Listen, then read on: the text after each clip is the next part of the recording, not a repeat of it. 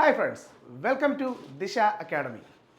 അപ്പോൾ നമ്മളിന്ന് നോക്കാൻ പോകുന്നത് റെയിൽവേ സീരീസിൻ്റെ ഭാഗമായിട്ട് ഇന്ത്യയിലെ നദികളെ പറ്റിയാണ്. ഇന്ത്യയുടെ ഡ്രെയിനേജ് സിസ്റ്റം അഥവാ റിവർ സിസ്റ്റത്തെ പറ്റിയാണ് നമ്മൾ ഇന്നത്തെ ക്ലാസ്സിൽ നമ്മൾ ഡിസ്കസ് ചെയ്യാനായിട്ട് പോകുന്നത്. ഇപ്പോൾ നമ്മുടെ രാജ്യത്തിലെ നദികളെ പ്രധാനമായും രണ്ടായിട്ടാണ് ക്ലാസിഫൈ ചെയ്തിട്ടുള്ളത്. അതിൽ ഹിമാലയൻ നദികളുമുണ്ട്, പെനിൻസുലാർ നദികളുമുണ്ട്. എന്താണ് ഹിമാലയൻ റിവേഴ്സ് എന്ന് പറയുമ്പോൾ? ഹിമാലയൻ റിവേഴ്സ് എന്ന് പറഞ്ഞാൽ അതിൻ്റെ ഒറിജിൻ എവിടെ നിന്നാണ്?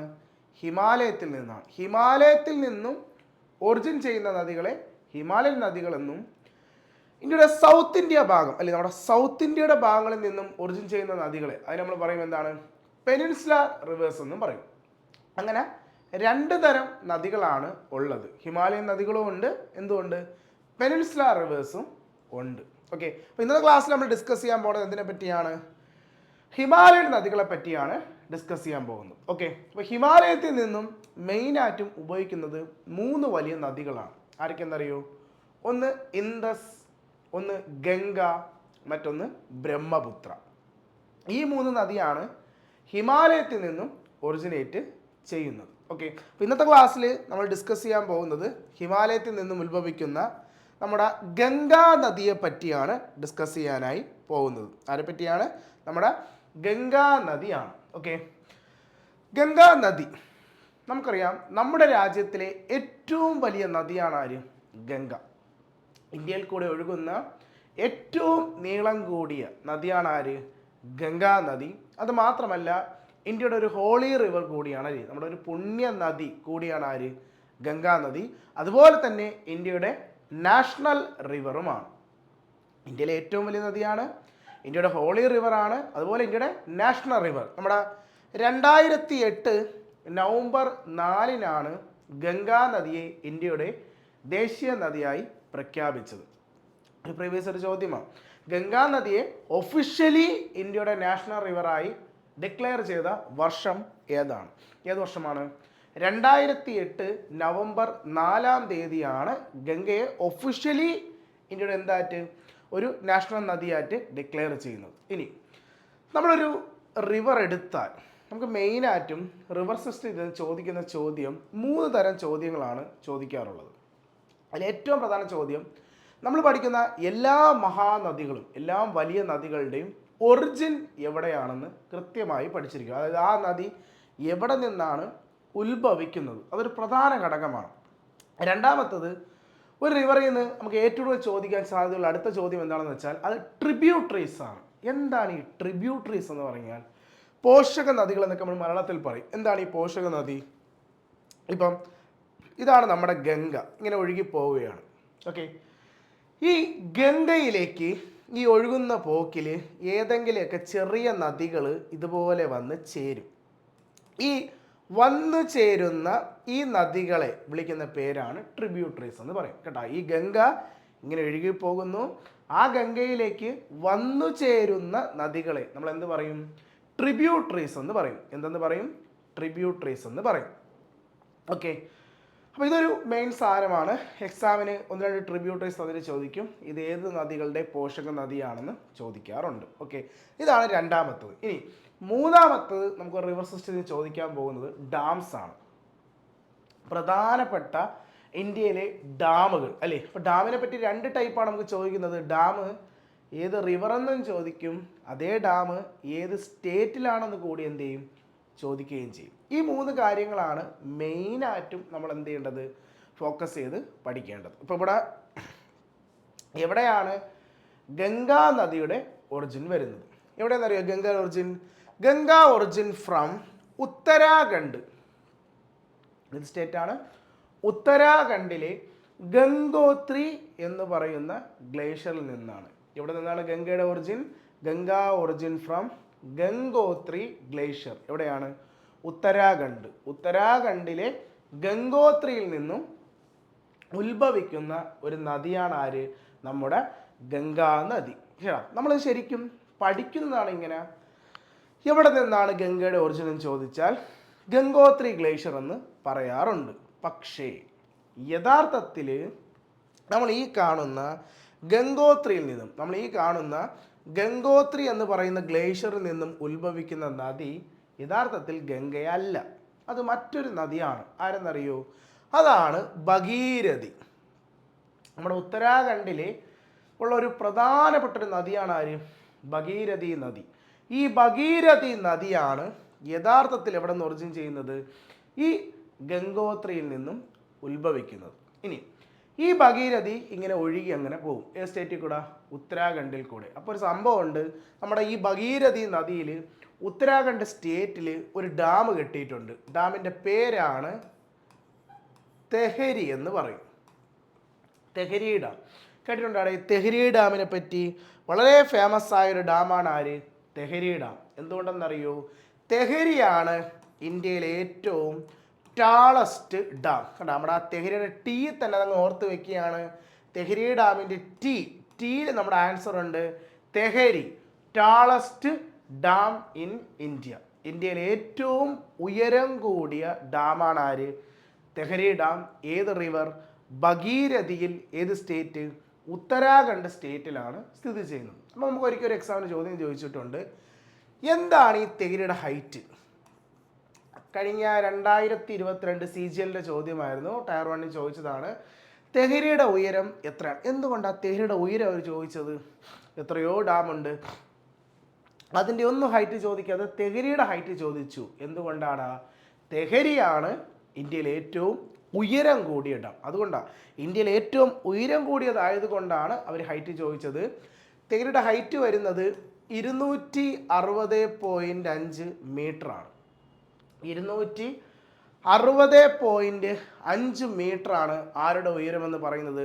തെഹരി ഡാമിൻ്റെ ഉയരം. ഈ ഡാമാണ് ഇന്ത്യയിലെ ഏറ്റവും ഉയരം കൂടിയ ഡാം. ഏത് സ്റ്റേറ്റിലാണ്? ഉത്തരാഖണ്ഡിൽ. ഏത് റിവറിൽ? ഭഗീരഥിയിൽ സ്ഥിതി ചെയ്യുന്നു. ഇനി അങ്ങനെ നമ്മുടെ ഈ നദി അവിടെ നിന്ന് ഇങ്ങനെ ഒഴുകി ഒഴുകി ഒഴുകി ഒരു സ്ഥലം എത്തും. ഏത് സ്ഥലം എന്നറിയോ? ഉത്തരാഖണ്ഡിലെ ദേവപ്രയാഗ് എന്ന് പറയുന്ന ഒരു സ്ഥലം എത്തും. എവിടെ എത്തും? ഉത്തരാഖണ്ഡിലെ ദേവപ്രയാഗ്. ഈ ദേവപ്രയാഗിൽ വെച്ച് ഈ ഭഗീരഥി നദിയിലോട്ട് മറ്റൊരു നദി വന്നെത്തും. ആ നദിയുടെ പേരാണ് അളകനന്ദ. കേട്ടാ, ഈ ദേവപ്രയാഗിൽ വെച്ച് ഈ ഭഗീരഥി നദിയിലൂടെ ആര് വന്ന് ചേരും? അളകനന്ദ എന്ന് പറയുന്നൊരു നദി. ഈ അളകനന്ദ ഒറിജിൻ ചെയ്യുന്നത് ഉത്തരാഖണ്ഡിലെ തന്നെ സദോപന്ത് എന്ന് പറയുന്ന ഒരു ഗ്ലേഷ്യറിൽ നിന്നാണ്. പ്രീവിയസ് ഒരു ചോദ്യമാണ്, സദോപന്തിൽ നിന്നും ഉത്ഭവിക്കുന്ന നദി ആര്? അളകനന്ദ. കേട്ടോ, ഉത്തരാഖണ്ഡിലെ സദോപന്ത് എന്ന് പറയുന്ന ഗ്ലേഷ്യറിൽ നിന്നാണ് ആരുടെ ഒറിജിൻ? അളകനന്ദയുടെ ഒറിജിൻ. ആ അളകനന്ദ ഭഗീരഥിയുമായി ചേരും. എവിടെ വെച്ച്? ഉത്തരാഖണ്ഡിലെ ദേവപ്രയാഗിൽ വെച്ച്. കേട്ടോ, അപ്പം അതാണ് നമുക്കിതാ ഈ ഫിഗർ കാണാൻ പറ്റുന്നത്. നിങ്ങൾ എനിക്ക് തോന്നുന്നു ഈ ഒരു ഫിഗർ, ഇതിൻ്റെ വീഡിയോ നിങ്ങൾ ഇതിനു മുമ്പ് ലൈഫിൽ കണ്ടിട്ടുണ്ടായിരിക്കും. ഇങ്ങനെ ഒരു കാഴ്ച കണ്ടിട്ടുണ്ടോ? നിങ്ങൾ നോക്കിയാണ്, ഇതാ ഒരു നദി വരുന്നു, അതിൻ്റെ വെള്ളം ശ്രദ്ധിച്ചായിരുന്നു? നല്ല കലങ്ങിയൊരു വെള്ളമാണ്. ഇതാണ് അളകനന്ദ. ഈ കലങ്ങി വരുന്ന വെള്ളമാണ് ആര്? നമ്മുടെ അളകനന്ദ. ഇനി നിങ്ങൾക്ക് ഇപ്പുറ സൈഡിൽ നോക്കിയാൽ കാണാം, നല്ല പച്ചപ്പ് നിറത്തിൽ നല്ല തെളിഞ്ഞ വെള്ളമായി ഒരു നദി വരുന്നു. അതാണ് ഭഗീരഥി. അതാണ് ആര്? ഭഗീരഥി. ഇത് അളകനന്ദ. കലങ്ങിയ വെള്ളം അളകനന്ദ. ഇതാരാണ്? ഭഗീരഥി. ഈ സ്ഥലം, നമ്മൾ ഈ വെർജിൻ സ്ഥലമാണ് ദേവപ്രയാഗ്. സൂക്ഷിച്ച് നോക്കിയാൽ കാണാം, ഇതൊരു ക്ഷേത്രമൊക്കെയാണ്. ഇതാണ് ദേവപ്രയാഗ് എന്ന് പറഞ്ഞ സ്ഥലം. ആരുടെയൊക്കെ സംഗമം? ആരൊക്കെയാണ് ദേവപ്രയാഗിൽ ഒരുമിക്കുന്നത്? ഭഗീരഥിയും അളകനന്ദയും. ആരൊക്കെയാണ്? ഭഗീരഥിയും അളകനന്ദയും. പിന്നെ അങ്ങോട്ട് ഇതങ്ങ് കലങ്ങി അങ്ങ് ഒഴുകും. ആ കലങ്ങി ഒഴുകുന്നതാണ് ആര്? പിന്നെ അങ്ങോട്ട് ഗംഗ. ഇതാണ് ശരിക്കും ഗംഗയുടെ ഒറിജിൻ. നമ്മൾ പറയുന്നതാണ് ഗംഗ ഒറിജിൻ ഫ്രം ഏത്? ഗംഗോത്രി എന്ന്. എന്നാൽ യഥാർത്ഥത്തിൽ നമ്മൾ കാണുന്ന ഗംഗ എവിടെ നിന്നാണ് സ്റ്റാർട്ട് ചെയ്യുന്നതെന്ന് വെച്ചാൽ ഈ ദേവപ്രയാഗിൽ വെച്ച ആരൊക്കെ ചേരുമ്പോൾ? അളകനന്ദയും ഭഗീരഥിയും ചേരുമ്പോഴാണ് നമ്മൾ കാണുന്ന ഗംഗ ഉണ്ടാവുന്നത്. ഏത് സ്ഥലത്ത് വെച്ച്? ദേവപ്രയാഗിൽ വെച്ച്. ഓക്കെ, ഈ അളകനന്ദ വളരെ ഫേമസ് ആണ്. നമ്മുടെ ഈ അളകനന്ദ ഈ തീരമില്ലേ, ഈ അളകനന്ദ നദിയുടെ കരയിൽ വളരെ ഫേമസ് ആയ ഒരു ടെമ്പിൾ സ്ഥിതി ചെയ്യുന്നുണ്ട്. ഉത്തരാഖണ്ഡിലാണ്, കേട്ടിട്ടുണ്ടായിരിക്കും. അല്ലെങ്കിൽ സിനിമ ശ്രദ്ധിച്ച് നോക്കിയാൽ മതി. നമുക്കൊരു സിനിമ ഇല്ലേ, ഏത്? ബദ്രീനാഥ് അല്ലേ? നമ്മുടെ ബദ്രീനാഥ് ക്ഷേത്രം അല്ലേ? ബദ്രീനാഥ് ടെമ്പിൾ എവിടെ? ഉത്തരാഖണ്ഡിലെ ബദ്രീനാഥ് ക്ഷേത്രം ഏത് നദിയുടെ കരയിലാണ്? അളകനന്ദയുടെ തീരത്താണ്. അളകനന്ദ തീരത്ത് സ്ഥിതി ചെയ്യുന്ന വളരെ ഫേമസ് ആയിട്ടുള്ള ഒരു ക്ഷേത്രമാണ് ഏത്? ബദ്രീനാഥ് ക്ഷേത്രം അല്ലേ. നമ്മൾ സിനിമയുണ്ട് അല്ലു അർജുൻ്റെ അല്ലേ. അപ്പോൾ അതിൽ നമ്മൾ ശ്രദ്ധിച്ചാൽ മനസ്സിലാവും, നമുക്കതിൽ അല്ലു അർജുൻ്റെ പേര് ബദ്രീനാഥും അതിൽ നടി ആക്ട്രസ് നമ്മുടെ തമന്നയുടെ പേര് അളകനന്ദയുമാണ്. അതാണ് ആ കോമ്പിനേഷൻ. ബദ്രീനാഥ് ടെമ്പിൾ ഏത് റിവറിൻ്റെ കര? അളകനന്ദയുടെ തീരത്താണ്. അങ്ങനെ ഈ ദേവപ്രയാഗിൽ വെച്ചാണ് നമ്മൾ കാണുന്ന ഗംഗാ നദി ഉത്ഭവിക്കുന്നത്. പിന്നെ എങ്ങോട്ടാണ് ഇത് ഒഴുകുന്നത് നമുക്ക് നോക്കാം. ഇത് നമ്മുടെ ദേവപ്രയാഗിൽ നിന്ന് നേരെ ഉത്തരാഖണ്ഡാണ് അല്ലേ. അവിടെ നേരെ ഒഴുകി ഫസ്റ്റ് സിറ്റി ഹരിദ്വാർ, നമ്മുടെ ഹരിദ്വാറിലെ ഹോളി സിറ്റിയാണ് അല്ലേ. നമ്മുടെ ഉത്തരാഖണ്ഡിൻ്റെ ഒരു ഹോളി സിറ്റിയാണ് ഹരിദ്വാർ. ആ ഹരിദ്വാർ ഏത് റിവറിൻ്റെ കരയിലാണ്? ഗംഗയുടെ കരയിലാണ്. അതിനുശേഷം യു പിയിലെത്തും. യു പിയിലെ സിറ്റി വാരണാസി. നമ്മൾ ഒരുപാട് റീൽസിലും ഒരുപാട് സിനിമയിലൊക്കെ കണ്ടിട്ടുള്ള സ്ഥലമാണ് വാരണാസി. ഒരു ഹോളി സിറ്റിയാണ്. ആ വാരണാസി ഏത് നദിയുടെ കരയിലാണ്? ഗംഗയുടെ കരയിലാണ്. ദെൻ യു പിയിലെ തന്നെ അലഹബാദ് അല്ലെങ്കിൽ ഇന്നത്തെ പേരെന്താ? പ്രയാഗ് രാജ് അല്ലേ. ത്രിവേണി സംഗമം അലഹബാദ് അല്ലെങ്കിൽ ഇന്നത്തെ പേരെന്താ? പ്രയാഗ് രാജ്. ആ പ്രയാഗ് രാജ് അല്ലെങ്കിൽ അലഹബാദ് ഏത് റിവറിൻ്റെ കരയിലാണ്? ഗംഗാ നദിയുടെ കരയിലാണ്. ദെൻ നേരെ അടുത്ത സ്റ്റേറ്റ് നമ്മുടെ ബീഹാർ അല്ലെ. യു പി ആണ്, ഇതൊക്കെ യു പി ആണ്. ബീഹാറിൽ വരുമ്പോൾ ബീഹാറിൻ്റെ ക്യാപിറ്റൽ ഏ സിറ്റി? പാറ്റ്ന സിറ്റി. ബീഹാറിൻ്റെ ക്യാപിറ്റൽ ഏതാണ്? പാറ്റ്ന അല്ലെ. പാറ്റ്ന എങ്കിൽ പഴയ പേരെന്താ? പാറ്റ്നയ്ക്കൊരു ഏൻഷ്യൻ്റ് പേരുണ്ട്, പാടലിപുത്ര അല്ലെ. പാറ്റ്നയുടെ ഏൻഷ്യൻ്റ് പേരാണ് എന്ത്? പാടലിപുത്ര. പാടലിപുത്രയാണ് ഇന്ന് ഏത് സ്ഥലമായത്? പാറ്റ്നയായത്. അത് ഏത് നദിയുടെ കരയിലാണ്? ഗംഗാ നദിയുടെ കരയിലാണ് ഈ ഒരു പാടലിപുത്ര അഥവാ ഇന്നത്തെ പാറ്റ്ന സിറ്റി സ്ഥിതി ചെയ്യുന്നത്. അങ്ങനെ ബീഹാറിൽ നിന്നും നദി നേരെ വെസ്റ്റ് ബംഗാളിൽ പോവും. ഇവിടെ പോവും? ബീഹാറിൽ നിന്ന് നേരെ നദി ഏത് സ്റ്റേറ്റിൽ പോവും? വെസ്റ്റ് ബംഗാളിൽ പോകുകയും ഈ വെസ്റ്റ് ബംഗാളിൽ വെച്ച് എന്ത് ചെയ്യുമെന്ന് വെച്ചാൽ, വെസ്റ്റ് ബംഗാളിൽ അത് നമ്മുടെ നദി ഉത്തരാഖണ്ഡ്, ഉത്തർപ്രദേശ്, ഇവിടെയൊക്കെ നമ്മൾ കണ്ടത് ഉത്തരാഖണ്ഡ്, ഉത്തർപ്രദേശ്, ബീഹാർ, വെസ്റ്റ് ബംഗാൾ. ഈ വെസ്റ്റ് ബംഗാളിൽ വെച്ച് ഗംഗാ നദി രണ്ടായി എന്ത് ചെയ്യും? സ്പ്ലിറ്റ് ആവും. അതായത് ഇവിടെ വെച്ച് രണ്ടായി സ്പ്ലിറ്റ് ആവും. ഒരു ഭാഗം വെസ്റ്റ് ബംഗാളിൽ കൂടെ ഒഴുകി കടലിൽ പോകും. ഒരു ഭാഗം നേരെ അടുത്ത രാജ്യം ഏതാ? ബംഗ്ലാദേശിലോട്ട് പോകും. അപ്പോൾ ഗംഗാ നദി എവിടെ പോകുന്നുണ്ട്? ബംഗ്ലാദേശിൽ പോകുന്നുണ്ട്. പക്ഷെ ബംഗ്ലാദേശിൽ ഗംഗയ്ക്ക് വേറൊരു പേരാണ്. ബംഗ്ലാദേശിൽ ഗംഗാ നദിയുടെ പേര് പത്മ എന്ന് പറയുന്ന പേരിലാണ് അറിയപ്പെടുന്നത് കേട്ടോ. നമ്മുടെ ഈ ഒരു ഭാഗം ബംഗ്ലാദേശിൽ ഗംഗാ നദിയുടെ പേര് എന്താണ്? പത്മ എന്ന് പറയുന്ന ഒരു പേരിലാണ് ഗംഗാ നദി എവിടെ അറിയപ്പെടുന്നത്? ബംഗ്ലാദേശിൽ അറിയപ്പെടുന്നത്. ബംഗ്ലാദേശിലെ പേര് എന്താണ്? പത്മ എന്ന് പറയുന്ന പേരിലാണ് ആര്?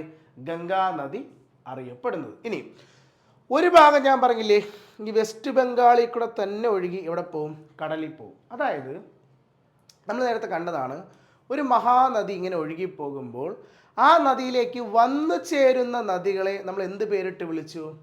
ട്രിബ്യൂട്ടറീസ് എന്ന് പറഞ്ഞു. ഇനി ഈ പറയുന്ന മഹാനദികൾ ഇങ്ങനെ ഒഴുകി പോയിട്ട് ഒരു സ്ഥലം എത്തുമ്പോൾ ഈ നദികൾ എന്ത് ചെയ്യുമെന്ന് വെച്ചാൽ ഇങ്ങനെ പിരിഞ്ഞൊഴുകാറുണ്ട്. ഇങ്ങനെ ഒന്ന് രണ്ട് നദികളായിട്ട് എന്ത് ചെയ്യും? ഇങ്ങനെ പിരിഞ്ഞൊഴുകിപ്പോവും കേട്ടോ. അതായത് അതാണ് ഇപ്പോൾ ഇവിടെ കണ്ട വലിയ ഗംഗ ഇങ്ങനെ വന്ന് രണ്ട് നദികളായി എന്ത് ചെയ്യുന്നു? പിരിഞ്ഞു പോകുന്നു. അപ്പോൾ ഈ പിരിഞ്ഞു പോകുന്ന ആൾക്കാരെ നമ്മളൊരു പേര് വിളിക്കും ഡിസ്ട്രിബ്യൂട്ടറീസ് എന്ന് പറയും. കൈവഴികൾ, ഡിസ്ട്രിബ്യൂട്ടറി. വന്നു ചേരുന്നവരെ ട്രിബ്യൂട്ടറി എന്നും പിരിഞ്ഞു പോകുന്നവരെ എന്തെന്ന് വിളിക്കും? ഡിസ്ട്രിബ്യൂട്ടറികളെന്നും നമ്മൾ വിശേഷിപ്പിക്കാറുണ്ട്. അപ്പോൾ നമ്മളിവിടെ കാണുന്ന ഗംഗ ഡിസ്ട്രിബ്യൂട്ടറീസ് അല്ലേ. ഒരു ഡിസ്ട്രിബ്യൂട്ടറി ബംഗ്ലാദേശിലോട്ട് പോയി, ആരാ? പത്മയും. മറ്റൊരു ഡിസ്ട്രിബ്യൂട്ടറി എവിടെ കൂടെ? വെസ്റ്റ് ബംഗാളിൽ കൂടെ ഒഴുകിപ്പോയി. അതാരെന്നറിയോ? വെസ്റ്റ് ബംഗാളിൽ ഗംഗയുടെ ഡിസ്ട്രിബ്യൂട്ടറി അതാണ് നമ്മുടെ ഹുഗ്ലി നദി. ഹുഗ്ലി അല്ലേ, കൽക്കട്ട സിറ്റി അല്ലേ, നമ്മുടെ മെട്രോപൊളിറ്റൻ സിറ്റിയായ കൽക്കട്ട, വെസ്റ്റ് ബംഗാളിൻ്റെ തലസ്ഥാനമായ കൽക്കട്ട സിറ്റി. കൽക്കട്ട ഏത് റിവറിൻ്റെ കരയിലാണ്? ഹുഗ്ലി നദിയുടെ കരയിലാണ്. അപ്പോൾ ആരാ ഹുഗ്ലി? ഹുഗ്ലിയുടെ വെള്ളം ഗംഗയുടെ വെള്ളമാണല്ലേ. ഗംഗയുടെ ഒരു ഡിസ്ട്രിബ്യൂട്ടറിയാണ് ആര്? ഹുഗ്ലി എന്ന് പറയുന്നത് അല്ലേ. ഹുഗ്ലി ആരാണ്? ഗംഗയുടെ തന്നെ ഒരു ഡിസ്ട്രിബ്യൂട്ടറിയാണ് അല്ലേ. ആ ഡിസ്ട്രിബ്യൂട്ടറി ഹുഗ്ലി നദി ഇവിടെ കൂടെ നമ്മുടെ കൽക്കട്ട സിറ്റിയിൽ കൂടെ. ഈ കൽക്കട്ടയെ പറ്റി പറയുമ്പോൾ ഈ കൽക്കട്ടയിൽ ഒരു പാലമില്ലേ, വളരെ ഫേമസ് ആയ ഒരു ബ്രിഡ്ജ്. ഏതാടാ? നമ്മുടെ ഹൗറ ബ്രിഡ്ജ് അല്ലേ. നമ്മുടെ കൽക്കട്ടയിലെ വളരെ പ്രസിദ്ധമായ ഒരു ബ്രിഡ്ജാണ് ഇത് ഹൗറ ബ്രിഡ്ജ്, അഥവാ ഇതിനൊരു ഒഫീഷ്യൽ നെയിമുണ്ട് രവീന്ദ്ര സേതു എന്ന് പറയും. നമ്മുടെ രവീന്ദ്രനാഥ് ടാഗോറിൻ്റെ ഓർമ്മയ്ക്കാണ് ആ ഒരു ബ്രിഡ്ജ് നിർമ്മിച്ചിട്ടുള്ളത്, രവീന്ദ്ര സേതു അഥവാ ഹൗറ ബ്രിഡ്ജ്. അത് നമുക്കറിയാലോ, വളരെ മനോഹരമായ ഇന്ത്യയിലെ ഒരു ബ്രിഡ്ജാണ് ഹൗറ ബ്രിഡ്ജ്. ആ ഹൗറ ബ്രിഡ്ജിൻ്റെ താഴെക്കൂടെ ഒഴുകുന്ന നദി ആരാടാ? ഹൂഗ്ലിയാണ്. ആരാണ്? ഹൂഗ്ലി നദിയാണ്. അപ്പോൾ ഹൂഗ്ലി വേറെ ആരുമല്ല, ഗംഗ തന്നെയാണ്. ഗംഗയുടെ ഒരു ഡിസ്ട്രിബ്യൂട്ടറിയാണ് ആര്? നമ്മുടെ ഈ ഹൂഗ്ലി എന്ന് പറയുന്നത്. അത് ബംഗാളിൽ ഒഴുകി എവിടെ പോവും? കടലിൽ പോയി അവസാനിക്കും. പക്ഷേ മറ്റൊരു ഭാഗം ബംഗ്ലാദേശിൽ പോവും. ബംഗ്ലാദേശിൽ പേര് പത്മ എന്ന പേരിലാണ് ഗംഗ അറിയപ്പെടുന്നത്. കണ്ടല്ലോ. അപ്പോൾ ഏതൊക്കെ സ്റ്റേറ്റിലാണ് ഗംഗ ഒഴുകിയത്? ഉത്തരാഖണ്ഡ്, ഉത്തർപ്രദേശ്, ബീഹാർ, വെസ്റ്റ് ബംഗാൾ, ഇത്രയും സംസ്ഥാനങ്ങളിലാണ് ഇന്ത്യയിൽ കൂടെ ആരൊഴുകുന്നത്? ഗംഗാ നദി ഒഴുകുന്നത് അല്ലേ. ഇനി നമ്മുടെ ഗംഗാ നദിയിലാണ് ഇന്ത്യയുടെ നാഷണൽ വാട്ടർവേ 1 സ്ഥിതി ചെയ്യുന്നത്. നമുക്ക് നാഷണൽ ഹൈവേസ് പോലെ തന്നെ നാഷണൽ വാട്ടർവേസ് ഉണ്ട് അല്ലേ, ദേശീയ ജലപാതകൾ. എത്രണ്ണം ഇന്ത്യയിലുണ്ടെന്ന് അറിയോ? ദേശീയ ജലപാത ഇന്ത്യയിൽ 111 നാഷണൽ വാട്ടർവേസ് നിലവിലുണ്ട്. നിലവിൽ എത്രണ്ണമുണ്ട്? 111 ഉണ്ട്. പക്ഷെ ഇതിലൊരു ആക്റ്റീവായിട്ടുള്ള മേജറായിട്ടുള്ള ഒരു 6 ഉള്ളത്. 111 ഉണ്ടെങ്കിലും ഒരു 6 മേജർ. ഇതിൽ ഏറ്റവും കൂടുതൽ നമുക്ക് ചോദിക്കാൻ ചാൻസ് 1, 2, 3 നാഷണൽ വാട്ടർവേ 1ഉം 2ഉം 3യുമാണ് ചോദിക്കാൻ വളരെ ചാൻസ്. അതിൽ നാഷണൽ വാട്ടർവേ 1 ഏത് റിവറിലാണ്? ഗംഗയിലാണ്. ഗംഗയിൽ നമ്മുടെ അലഹബാദിനെ ഹാൽഡിയ എന്ന് പറയുന്ന നഗരവുമായാണിത് കണക്ട് ചെയ്യുന്നത്. സിറ്റിയെ അലഹബാദിനെ ഹാൽഡിയയുമായി. അലഹബാദ് എവിടെയാ? അലഹബാദ് നമുക്കറിയാം UP-യിലാണ് അല്ലേ. ഉത്തർപ്രദേശിലെ അലഹബാദ്, അല്ലെങ്കിൽ ഇന്നത്തെ പേരെന്താ? പ്രയാഗ്രാജ്. അതിനെ ഹാൽഡിയ എവിടെ എന്നറിയോ? ഹാൽഡിയ വെസ്റ്റ് ബംഗാളിലാണ്. വെസ്റ്റ് ബംഗാളിലെ ഹാൽഡിയ സിറ്റിയും അലഹബാദിനെയും തമ്മിലാണ് എന്ത് കണക്ട് ചെയ്യുന്നത്? നാഷണൽ വാട്ടർവേ 1 കണക്ട് ചെയ്യുന്നത്. നാഷണൽ വാട്ടർവേ 1 ആരൊക്കെ തമ്മിലാണ്? അലഹബാദിനെ ഹാൽഡിയയുമായി കണക്ട് ചെയ്യുന്നു. ഏതാണ്? നാഷണൽ വാട്ടർവേ 1 എന്ന് പറയുന്നത്. ഓക്കെ, അത് ഏത് റിവറിലാണ്? അത് ഗംഗാ നദിയിലാണ്. അത് ഏത് നദിയിലാണ് സ്ഥിതി ചെയ്യുന്നത്? അത് നമ്മുടെ ഗംഗാ നദിയിലാണ് അത് എന്ത് ചെയ്യുന്നത്? സ്ഥിതി ചെയ്യുന്നത്. ഇനി അതുപോലെ തന്നെ നമ്മൾ പറഞ്ഞു നമ്മുടെ പാറ്റ്നയിൽ, ബീഹാറിലെ പാറ്റ്നയിൽ ഗംഗാ നദി ഉണ്ടെന്ന് പറഞ്ഞു അല്ലേ. ഈ ബീഹാറിൽ പാറ്റ്നയിൽ തന്നെ ഗംഗാ നദിക്ക് അക്രോസായി വലിയൊരു പാലം നിർമ്മിച്ചിട്ടുണ്ട്. ആ പാലത്തിൻ്റെ പേരാണ് മഹാത്മാ ഗാന്ധി സേതു എന്ന് പറയും. വളരെ ഫേമസ് ഒരു ബ്രിഡ്ജാണ് കേട്ടോ. വലിയൊരു ബ്രിഡ്ജാണ് ഏത്? ഈ മഹാത്മാ ഗാന്ധി. നമുക്ക് പേര് തന്നെ നോക്കിയാണ് നമ്മുടെ ഗാന്ധിജിയുടെ പേരാണ്. ഗാന്ധിജിയുടെ പേരിൽ തന്നെ അറിയപ്പെടുന്ന മഹാത്മാ ഗാന്ധി സേതു എന്ന് പറയുന്ന പാലം ഏത് നഗരം, ഏത് റിവറിന്, ഏത് നഗരത്തിലാണ്? ബീഹാറിൻ്റെ പാറ്റ്നയിലാണ്. ഏത് റിവറിൻ്റെ മുകളിലാണ്? ഗംഗാ നദിക്ക് അക്രോസാറ്റാണ് ഈ ഒരു ബ്രിഡ്ജ് നിർമ്മിച്ചിട്ടുള്ളത്. ഇവിടെ നമ്മുടെ പാറ്റ്ന സിറ്റിയിൽ. ഓക്കെ, അപ്പോൾ ഇതാണ് നമ്മുടെ ഗംഗയുടെ ഒരു ഔട്ട്ലൈൻ. ഇത്രയും കാര്യങ്ങളാണ് നമുക്ക് ഗംഗാ നദിയുമായി ബന്ധപ്പെട്ട് ഒരു ഔട്ട്ലൈനിൽ നിന്ന് നമുക്ക് ചോദിക്കുന്നത്. ഇനി നമ്മൾ നേരെ പോകുന്നു ഗംഗാ നദിയുടെ പോഷക നദികളിലോട്ട്. നമ്മൾ എന്ത് ചെയ്യുന്നു? പോകുന്നു. ആരൊക്കെയാണ് ഗംഗയുടെ പോഷക നദികൾ? ഓക്കെ, ട്രിബ്യൂട്ടറീസ് വളരെ ഇമ്പോർട്ടൻ്റ് ആണ്. ഗംഗയുടെ ട്രിബ്യൂട്ടറീസ് എന്ന് പറയുന്നത് അതിൽ ഫസ്റ്റ് വണ്ണാണ് രാം ഗംഗ. ഗംഗാ നദിയുടെ ഏറ്റവും പ്രധാനപ്പെട്ട ഒരു ട്രിബ്യൂട്ടറിയാണ് ആര്? രാം ഗംഗ എന്ന് പറയുന്നത്. എന്തുകൊണ്ടെന്നറിയോ? ഈ രാം ഗംഗ ഒഴുകുന്നത് നമ്മുടെ ഇന്ത്യയിലെ തന്നെ ഏറ്റവും ഫേമസ് ആയ ജിം കോർബറ്റ് നാഷണൽ പാർക്കിൽ കൂടെയാണ്. ജിം കോർബറ്റിനെ പറ്റി കേട്ടിട്ടുണ്ടോ? എവിടെയാണ് ജിം കോർബറ്റ്? നമ്മുടെ ഉത്തരാഖണ്ഡിലാണ് അല്ലേ. നമ്മുടെ ഉത്തരാഖണ്ഡ് സംസ്ഥാനത്തിലുള്ള ഒരു പ്രധാനപ്പെട്ട ഒരു നാഷണൽ പാർക്കാണ് ആര്? Jim Corbett. പ്രധാനം എന്ന് എടുത്തു പറയണം. കാരണം എന്നറിയാമോ? നമുക്കറിയാം ഇന്ത്യയിൽ എത്ര നാഷണൽ പാർക്കുണ്ട്? 106 നാഷണൽ പാർക്ക് ടോട്ടലി ഇന്ത്യയിലുണ്ട് അല്ലെ. ഇന്ത്യയിൽ എത്ര നാഷണൽ പാർക്ക് ഉണ്ട്? ടോട്ടൽ 106. അതിലെ ഫസ്റ്റ് നാഷണൽ പാർക്ക്, ഇന്ത്യയിലെ ആദ്യത്തെ നാഷണൽ പാർക്ക് ആരാണ്? ജിം കോർബറ്റ് ആണ് അല്ലേ. വർഷം 1936 അല്ലേ. 1936 ഇന്ത്യയിൽ ആദ്യമായി ഒരു നാഷണൽ പാർക്ക് നിലവിൽ വരുന്നത്. ഇന്ത്യയിൽ ആദ്യത്തെ നാഷണൽ പാർക്ക് 1936 ഏതാണ്? Gym Corbett national park. പക്ഷേ ആ കാലഘട്ടങ്ങളിൽ ഇതിൻ്റെ പേര് ഹെയ്ലി നാഷണൽ പാർക്ക് എന്നായിരുന്നു കേട്ടോ. ജിം കോർബറ്റിൻ്റെ ആദ്യ പേര്, ജിം കോർബറ്റിൻ്റെ ആദ്യത്തെ പേര് ഹെയ്ലി നാഷണൽ പാർക്ക് എന്നായിരുന്നു. അതാണ് പിന്നീട് എന്തായത്, ജിം കോർബറ്റായി മാറിയത്. ഏത് വർഷം? 1936 ഇന്ത്യയിലെ ആദ്യത്തെ നാഷണൽ പാർക്ക് നിലവിൽ വരുന്നത്. അതാരാണ്? ജിം കോർബറ്റ് ആണ്. അത് മാത്രമല്ല, ഈ ജിം കോർബറ്റ് തന്നെയാണ് നമ്മുടെ ഇന്ത്യയിലെ ആദ്യത്തെ ടൈഗർ റിസർവ്. 1973 1973 വളരെ ഇമ്പോർട്ടൻ്റ് ആണ്. ഇന്ത്യയിൽ പ്രോജക്റ്റ് ടൈഗർ വന്ന വർഷമാണ് അല്ലേ? പ്രോജക്റ്റ് ടൈഗർ അല്ലേ? കടുവകളെ സംരക്ഷിക്കുന്നതിന് വേണ്ടി ഇന്ത്യയിൽ നടപ്പിലാക്കിയ ഒരു പ്രോജക്റ്റാണ്, ഇത് പദ്ധതിയാണ് 1973 പ്രോജക്റ്റ് ടൈഗർ പദ്ധതി. ആ ഒരു പ്രോജക്റ്റ് ടൈഗർ എന്ന് പറയുന്ന പ്രോജക്റ്റ് ആദ്യമായി നടപ്പിലാക്കിയത് ഏത് നാഷണൽ പാർക്കിലാണ്? ജിം കോർബറ്റ് നാഷണൽ പാർക്കിലാണ്. ജിം കോർബറ്റ് നാഷണൽ പാർക്കിലാണ് അത് ആദ്യമായി എന്ത് ചെയ്യുന്നത്, നടപ്പിലാക്കുന്നത്. ഏത് വർഷം? 1973 1973 ജിം കോർബറ്റ് നടപ്പിലാക്കുന്നത്. ജിം കോർബറ്റിലാണ് നടപ്പിലാക്കുന്ന ഏത് പ്രോജക്റ്റ്? പ്രോജക്റ്റ് ടൈഗർ എന്ന് പറയുന്ന പദ്ധതി കേട്ടോ. അപ്പോൾ ശ്രദ്ധിക്കണം കേട്ടോ. 1973 ജിം കോർബറ്റ് ആദ്യത്തെ എന്തായി, ടൈഗർ റിസർവുമായി. അതിന് വർഷങ്ങൾക്ക് മുമ്പ് 1936 ആദ്യത്തെ നാഷണൽ പാർക്കും ആരാണ്? ജിം കോർബറ്റ്, അല്ലെങ്കിൽ പഴയ പേരെന്താ? ഹെയ്ലി. ആ നാഷണൽ പാർക്കിൽ കൂടെ ഒഴുകുന്ന നദിയാണ് ഗംഗയുടെ ട്രിബ്യൂട്ടറി ആയ രാംഗംഗ. അപ്പൊ രാംഗംഗ എവിടെ കൂടെ ഒഴുകുന്ന? നമ്മുടെ ഉത്തരാഖണ്ഡിലെ ഇന്ത്യയിലെ തന്നെ ആദ്യത്തെ നാഷണൽ പാർക്കും ഇന്ത്യയിലെ ആദ്യത്തെ ടൈഗർ റിസർവുമായ ജിം കോർബറ്റിൽ കൂടെയാണ് ഒഴുകുന്നത്. ഏതൊക്കെ വർഷങ്ങൾ? ആദ്യമായോണ്ടാണ് വർഷത്തിൽ എന്ത് കൊടുക്കണം? ഇമ്പോർട്ടൻസ് കൊടുക്കണം. ആദ്യത്തെ നാഷണൽ പാർക്ക് 1936 ജിം കോർബറ്റ്. ആദ്യത്തെ tiger reserve 1973 Jim Corbett. 1973 project tiger വന്ന വർഷം കൂടിയാണ്. ഓക്കെ, ദെൻ അടുത്ത ട്രിബ്യൂട്ടറി, രണ്ടാമത്തെ ട്രിബ്യൂട്ടറി വളരെ ഇമ്പോർട്ടൻ്റ് ആയിട്ടുള്ള ഒരു നദിയാണ്. രണ്ടാമത്തെ ട്രിബ്യൂട്ടറി എന്ന് പറയുന്നത് പേര് ഗാഗ്ര. പേരെന്താണ്? ഗാഗ്ര. ഒന്ന് നോട്ട് ചെയ്ത് വെച്ചു, ഒരു സ്റ്റാർ ഇട്ട് വെക്കുന്ന റിവറാണ് ഗാഗ്ര നദി. ഗാഗ്ര നദിയെ പറ്റി നമ്മൾ ഒരുപാട് അറിയേണ്ടതായിട്ടുണ്ട്. നമ്മൾ ഗാഗ്ര ഹിസ്റ്ററി തന്നെ ദ ബാറ്റിൽ ഓഫ് ഗാഗ്ര എന്ന് പറയുന്ന ഒരു യുദ്ധമൊക്കെ നമ്മൾ കണ്ടിട്ടുണ്ട് അല്ലേ? ഈ നദിയുടെ കരയിൽ ബാബർ ചെയ്തൊരു യുദ്ധമാണ് ഗാഗ്ര യുദ്ധം. ഈ നദിയെ പറ്റി എടുത്തു പറയുന്നത് എന്താണെന്ന് വെച്ചാൽ, ഇതൊരു ഇന്ത്യൻ ഒറിജിൻ നദി അല്ല. ഇതിൻ്റെ ഒറിജിൻ എവിടെയല്ല? ഇന്ത്യയിലല്ല. ഇത് ഒറിജിൻ ചെയ്യുന്നത് നമ്മുടെ നേപ്പാളിലാണ്. നേപ്പാളിൽ നിന്നും ഇന്ത്യയിലേക്ക് ഒഴുകിയെത്തുന്ന ഒരു നദിയാണ് ആര്? ഗാഗ്ര നദി. ഗാഗ്ര എവിടെ നിന്നാണ് വരുന്നത്? നേപ്പാളിൽ നിന്നാണ്. നേപ്പാളിൽ ഗാഗ്രയുടെ പേരാണ് കർണാലി.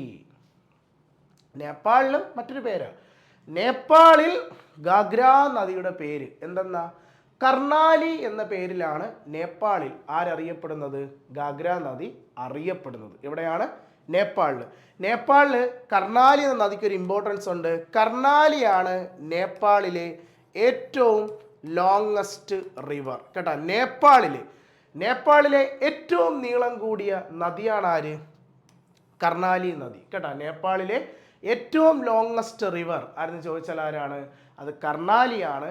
ആ കർണാലി ഒഴുകി ഇന്ത്യയിലെത്തുമ്പോൾ പേരെന്താ? ഗാഗ്ര എന്ന പേരാണ്. ആരിൽ വന്ന് ചേരും? ഗംഗയിൽ വന്ന് ചേരും. ഓക്കെ, വളരെ ഇമ്പോർട്ടൻ്റ് റിവറാണ് കർണാലി. ഓക്കെ, ദെൻ രണ്ടാമത് ഗന്ദകി.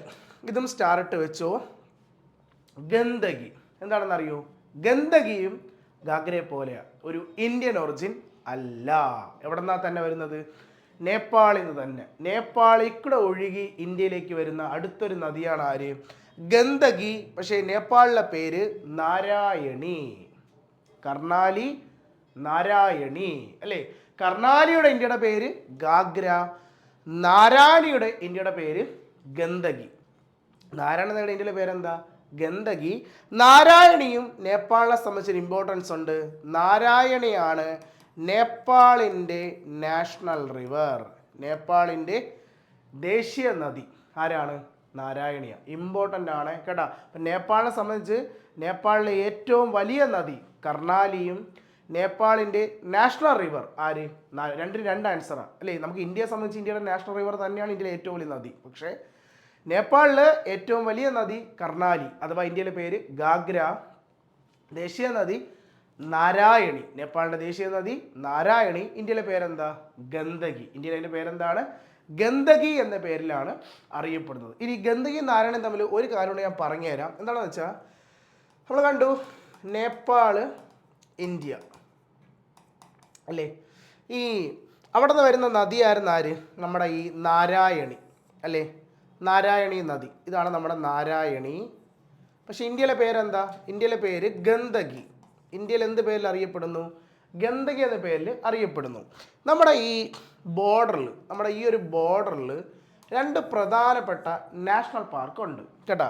അതിൽ നാഷണൽ പാർക്ക് ഏതാണെന്ന് വെച്ചാൽ നമ്മുടെ ഇന്ത്യയിൽ, അത് ബീഹാറിലാണ് ആ നാഷണൽ പാർക്ക് വരുന്നത്. അതായത് ഈ റിവർ ഒഴുകുന്നത് പ്രധാനപ്പെട്ട ഒരു നാഷണൽ പാർക്കാണ്. ഇന്ത്യയിൽ ഇത് ബോർഡർ ക്രോസ് ചെയ്ത് വരുന്നത് ബീഹാറിലാണ്. ബീഹാറിലെ നാഷണൽ പാർക്ക് ഏതാണെന്നറിയോ? നമ്മുടെ വാൽമീകിയ. വാൽമീകിയിൽ കൂടെ ഒഴുകുന്ന നദി ഗന്ദകി. കാരണം ബീഹാറിൽ ഒരൊറ്റ നാഷണൽ പാർക്കേ ഉള്ളൂ. പഠിച്ചു വെച്ചോ, ബീഹാറിൽ ഒരൊറ്റ നാഷണൽ പാർക്കേ ഉള്ളൂ. ആരാണ്? Valmiki national park. ആ വാൽമീകി നാഷണൽ പാർക്കിൽ കൂടെ ഒഴുകുന്ന നദി ആരാണ്? ഗന്ദകി. ആരാണ്? ഗന്ദകി. ഇനി ഈ നാഷണൽ പാർക്കിൻ്റെ കുറച്ച് പകുതി എവിടെയുണ്ടെന്നറിയോ? നേപ്പാളിലുണ്ട്. അത് നേപ്പാളിൻ്റെ ഒരു നാഷണൽ പാർക്കാണ് കേട്ടോ. നമ്മുടെ ഈ വാൽമീകി നാഷണൽ പാർക്കിൻ്റെ അതിർത്തിക്ക് അപ്പുറം നേപ്പാളാണ്. അത് നേപ്പാളിൻ്റെ ഒരു നാഷണൽ പാർക്കാണ്. ഏതാണ് ആ നാഷണൽ പാർക്ക്? കാരണം ഈ നാഷണൽ പാർക്ക് നേപ്പാളിൽ നിന്നും, ഞാൻ ഈ നേപ്പാൾ എഴുതുന്ന നാഷണൽ പാർക്ക് നേപ്പാളിൽ നിന്നും യുനെസ്കോയുടെ വേൾഡ് ഹെറിറ്റേജ് സൈറ്റാണ്. ചിലപ്പോൾ അതുകൊണ്ട് അത് ചോദിക്കാൻ ചാൻസ് ഉണ്ട് കേട്ടോ. അതിൻ്റെ പേരാണ് ചിറ്റ്വാൻ നാഷണൽ പാർക്ക്. ചോദിക്കാം കേട്ടോ. ചിറ്റ്വാൻ എവിടത്തെ നാഷണൽ പാർക്കാണ്? ചിറ്റ്വാൻ നേപ്പാളിൻ്റെ ഒരു നാഷണൽ പാർക്കാണ് കേട്ടോ. നേപ്പാളിൽ നിന്നും യുനെസ്കോയുടെ വേൾഡ് ഹെറിറ്റേജ് സൈറ്റ് കൂടിയാണ് ഏത്? ഈ ചിറ്റ്വാൻ നാഷണൽ പാർക്ക്. ആ ചിറ്റ്വാനിൽ കൂടെയാണ് ആരൊഴുകുന്നത്? നാരായണി നദി. നേരെ ബോർഡർ കഴിഞ്ഞ് വരുന്നതും ചിറ്റ്വാൻ നാഷണൽ പാർക്കിൻ്റെ ഭാഗം ഇന്ത്യയുടെ നാഷണൽ പാർക്കാണ്. ഇന്ത്യയിലെ ഏത് നാഷണൽ പാർക്ക്? വാൽമീകി. റിവറിൻ്റെ പേരും മാറും. റിവറിൻ്റെ പേര് ഇന്ത്യയിൽ എത്തുമ്പോൾ പേരെന്താ? ഗന്ദകി എന്ന പേരും ആവും. ഗന്ദകി നദി ആരുടെ ട്രിബ്യൂട്ടറിയാ? ഇത് വന്ന് ആരിലാ ചേരുന്നത്? ഗംഗയിൽ വന്ന് ചേരും. ഓക്കെ, അപ്പോൾ പ്രധാനപ്പെട്ട രണ്ട് നദികളാണ് ആരൊക്കെ? നമ്മുടെ ഗാഗ്രയും ഗന്ദകിയും നേപ്പാളിൽ നിന്നും ഒഴുകി വരുന്ന രണ്ട് നദികളാണ്. വളരെ ഇമ്പോർട്ടൻ്റ്. ദെൻ അടുത്ത ട്രിബ്യൂട്ടറി പേര് ഗോംതി. ഒരു ഇന്ത്യൻ നദിയാണ്. പക്ഷെ ശ്രദ്ധിക്കേണ്ട കാര്യം, ഗോംതിയുടെ കരയിൽ ഒരു പ്രധാനപ്പെട്ട ഒരു സിറ്റി ഉണ്ട്. നമ്മുടെ ക്യാപിറ്റൽ ഓഫ് ഉത്തർപ്രദേശ്, ലക്നൗ. നമ്മുടെ ലക്നൗ സിറ്റി ഏത് നദിയുടെ കരയിലെന്നറിയോ? ഗോംതി നദി. ഗോംതി നദിയുടെ കരയിലാണ് നമ്മുടെ ലക്നൗ സിറ്റി സ്ഥിതി ചെയ്യുന്നത്. ലക്നൗ പട്ടണം ഏത് റിവറിൻ്റെ കരയിലാണ്? നമ്മുടെ ഗോംതി എന്ന് പറയുന്ന നദിയുടെ കരകളിലാണ് ഏത് സിറ്റി? ലക്നൗ സിറ്റി. എനിക്ക് ഈ ലക്നൗ എന്ന് പറയുമ്പോൾ എപ്പോഴും ഓർമ്മ വരുന്നത് പണ്ട് SSC എക്സാമിന് സ്ഥിരമായി ചോദിക്കുന്ന ഒരു ചോദ്യമുണ്ടായിരുന്നു. നമ്മുടെ ഈ ലക്നൗ പട്ടണത്തിൽ, ഈ ലക്നൗ സിറ്റിയിൽ തയ്യാറാക്കുന്ന ഒരു പ്രധാനപ്പെട്ട ഒരു എംബ്രോയ്ഡറി വർക്കുണ്ട്. നമ്മുടെ ഈ കുർത്തിയൊക്കെ ഇല്ലേ, സ്ത്രീകൾ യൂസ് ചെയ്യുന്ന കുർത്തിയിലൊക്കെ ചെയ്യുന്ന ഒരു പ്രധാനപ്പെട്ട ഒരു എംബ്രോയ്ഡറി വർക്കാണ്. ഏതാണ് ആ വർക്ക്? ഏതാണ് ലക്നൗവിൽ ചെയ്യുന്ന ആ ഒരു വർക്ക് എന്നറിയോ? അതിൻ്റെ പേരാണ് ചിക്കൻ കാരി എന്ന് പറയും കേട്ടോ. വളരെ ഇമ്പോർട്ടൻ്റ് ആണ്. ചിക്കൻ കറി അല്ല കേട്ടോ, ചിക്കൻ കറി അല്ല, ചിക്കൻ കാരി. ചിക്കൻ കാരി എന്ന് പറയുന്ന ഒരു പ്രധാനപ്പെട്ട ഒരു വർക്കുണ്ട്. നമ്മുടെ സ്ത്രീകളുമാർ, ലേഡീസിൻ്റെ ഒരു കുർത്തി മെറ്റീരിയൽ വരുന്ന ഒരു പ്രധാനപ്പെട്ട ഒരു എംബ്രോയ്ഡറി വർക്കാണ് ചിക്കൻ കാരി. ചിക്കൻ കാരി ചെയ്യുന്നത് എവിടെയെന്നറിയോ? ലക്നൗ സിറ്റിയിലാണ്. ലക്നൗ സിറ്റിയിലാണ് ഈ ഒരു വർക്ക് ചെയ്യുന്നത്. ആ ലക്നൗ സിറ്റി ഏത് റിവറിൻ്റെ കരയിലാണ്? ഗോംതി. ഗോംതി നദിയുടെ കരകളിലാണ് ഈ ചിക്കൻ കാരി എന്ന് പറയുന്ന ലക്നൗ സിറ്റി സ്ഥിതി ചെയ്യുന്നത്. ആ ലക്നൗവിലാണ് നമ്മുടെ ചിക്കൻ കാരി എംബ്രോയ്ഡറി വർക്ക് ചെയ്യുന്നത്. ആ ഗോംതി ആരുടെ ട്രിബ്യൂട്ടറിയാണ്? നമ്മുടെ ഗംഗയുടെ ട്രിബ്യൂട്ടറിയാണ്. ദെൻ അടുത്ത ട്രിബ്യൂട്ടറി കോസി. നേരത്തെ നമ്മൾ ഗാഗ്രയ്ക്കും ഗന്ദകിക്കും സ്റ്റാർ ഇട്ട പോലെ തന്നെ കോസിക്കും സ്റ്റാർ ഇടണം. കോസി ഒരു ഇന്ത്യൻ ഒറിജിൻ നദി അല്ല. അതാണ് ഞാൻ സ്റ്റാർ ഇടാൻ കാരണം. അത് ഇന്ത്യൻ ഒറിജിൻ അല്ലാത്തതുകൊണ്ട്. കാരണം നമുക്ക് എക്സാമിൽ അങ്ങനെ ഒരു പാറ്റേൺ ചോദിക്കും. 4 റിവർ വന്നിട്ട് ചോദിക്കും ഇന്ത്യൻ ഒറിജിൻ അല്ലാത്തതാരെന്ന് ചോദിക്കും. അപ്പോൾ ഇവിടെ നമ്മൾ ഗാഗ്ര ഗന്ദകി, കോസിയും. കോസി എന്തല്ല, ഒരു ഇന്ത്യൻ ഒറിജിൻ നദിയല്ല. ഇതും അവിടെ നിന്നാണ് പറഞ്ഞ നേപ്പാളിൽ നിന്നാണ്. നേപ്പാളിൽ നിന്ന് നേരെ നമ്മുടെ ബീഹാറിലോട്ട് ഒഴുകി വരുന്നൊരു നദിയാണ് ആര്? നമ്മുടെ കോസി. കോസി നദി വളരെ ഇമ്പോർട്ടൻ്റ് റിവറാണ്. ഇത് ബീഹാറിലെത്തിപ്പെടുമ്പോൾ ഈ നദി ബീഹാറിൽ വെള്ളപ്പൊക്കം ഉണ്ടാക്കാറുണ്ട്. ഈ നദി ബീഹാറിൽ കോസി എവിടെ ഫ്ലഡ് ഉണ്ടാക്കൂടാ? ബീഹാറിൽ. അതുകൊണ്ട് നമ്മൾ അറിയപ്പെടും ബീഹാറിൻ്റെ ദുഃഖം, സോർ ഓഫ് ബീഹാർ. ആര്? കോസി. കേട്ടോ, ബീഹാറിൽ വെള്ളപ്പൊക്കം ഉണ്ടാക്കുന്ന ഒരു നദിയാണ് ആര്? കോസി. എവിടെന്നാ പറഞ്ഞ? നേപ്പാളിൽ നിന്ന് ഒഴുകുന്ന നദിയാ. പക്ഷേ ഇന്ത്യൻ നദിയോ അല്ല. പക്ഷേ ബീഹാറിൽ എന്ത് ചെയ്യും? ഇത് ഫ്ലഡ് ഉണ്ടാക്കും. അതുകൊണ്ട് ബീഹാറിൻ്റെ ദുഃഖം എന്നറിയപ്പെടുന്ന നദി, സോർ ഓഫ് ബീഹാർ, ആരാണ്? കോസി നദിയാണ്. ആ കോസി നദി ആരിൽ വന്ന് ചേരും? നമ്മുടെ ഗംഗയിൽ വന്ന് ചേരും. കാരണം ഇന്ത്യയിൽ തന്നെ ഏറ്റവും ഡേഞ്ചറസ് ഫ്ലഡ് കൂടിയാണ് ആര്? കോസി ഫ്ലഡ്. അതുകൊണ്ട് ഇന്ത്യയുടെ ദുഃഖമെന്നും പറയാറുണ്ട് കേട്ടോ. സോർ ഓഫ് ഇന്ത്യ എന്ന് ചോദിച്ചാലും അത് ഏത് റിവർ തന്നെയാണ്? കോസി. കാരണം ഇന്ത്യയിലെ ഏറ്റവും ഡേഞ്ചറസ് ഫ്ലഡ് കോസി ഫ്ലഡാണ്. അതുകൊണ്ടാണ്. ഓക്കെ, ദെൻ അടുത്തത് ദാമോദർ. വളരെ ഫേമസ് ഒരു നദിയാണ് ദാമോദർ. നമ്മൾ ചോട്ടാ നാഗ്പൂർ പ്ലേറ്റ് കേട്ടിട്ടില്ലേ? ചോട്ടാ നാഗ്പൂർ പ്ലേറ്റ് നമ്മുടെ ഇന്ത്യയുടെ മിനറൽ ഹൗസ് എന്ന് അറിയപ്പെടുന്ന ഒരു പ്രദേശമാണ് ഇത്, ഈ ചോട്ടാ നാഗ്പൂർ. കേട്ടോ, ഇന്ത്യയുടെ മിനറൽ ഹൗസ്. കാരണം ഇന്ത്യയിൽ ഏറ്റവും കൂടുതൽ മിനറൽസ് ഒക്കെയുള്ള ഒരു പ്രദേശമാണ് ഇത്, ഈ ചോട്ടാ നാഗ്പൂർ. നമ്മുടെ ഈ ജാർഖണ്ഡ് മേഖലയിലാണ് ധാരാളമായി ഇതുള്ളത്. ഈ പ്ലേറ്റ് കൂടുതലുള്ള ഈ സ്റ്റേറ്റിലാണ്, ജാർഖണ്ഡിലാണ്. പിന്നെ വെസ്റ്റ് ബംഗാളിലും ഒഡീഷയിലൊക്കെ ചെറിയതായി ഉണ്ടെങ്കിലും കൂടുതലും ഈ സ്റ്റേറ്റിലാണ് ചോട്ടാ നാഗ്പൂർ, ജാർഖണ്ഡിലാണ്. ആ ചോട്ടാ നാഗ്പൂരിൽ നിന്നും ഒറിജിൻ ചെയ്യുന്ന റിവറാണ് ആര്? ദാമോദർ നദി. അതുകൊണ്ട് തന്നെ ഈ നദിയിലും മിനറൽ കണ്ടന്റ് ഉണ്ട് കേട്ടോ. ദാമോദർ നദിയിലും എന്തുണ്ട്? മിനറൽ കണ്ടന്റ് ഉള്ളൊരു നദി, ഒരു മിനറൽ റിവർ കൂടിയാണ് ആര്? ദാമോദർ.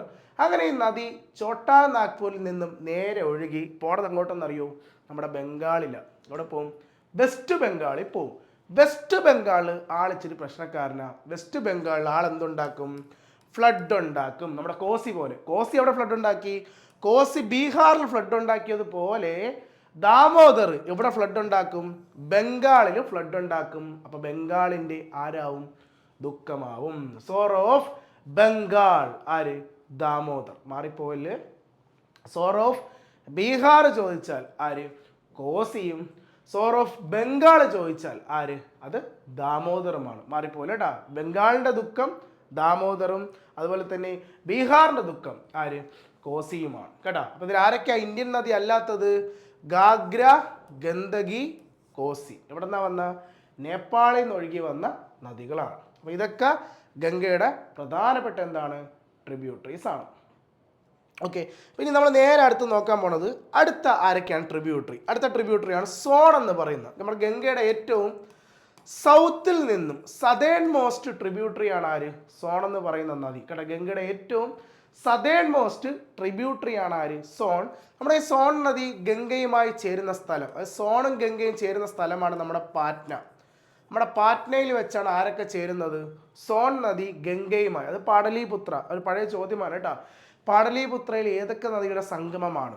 പാടലീപുത്രയിൽ ഗംഗയും സോൺ നദിയുമാണ്. ഗംഗാ നദിയും സോൺ നദിയും തമ്മിൽ ഒരുമിക്കുന്ന സ്ഥലമാണ് ഏത്?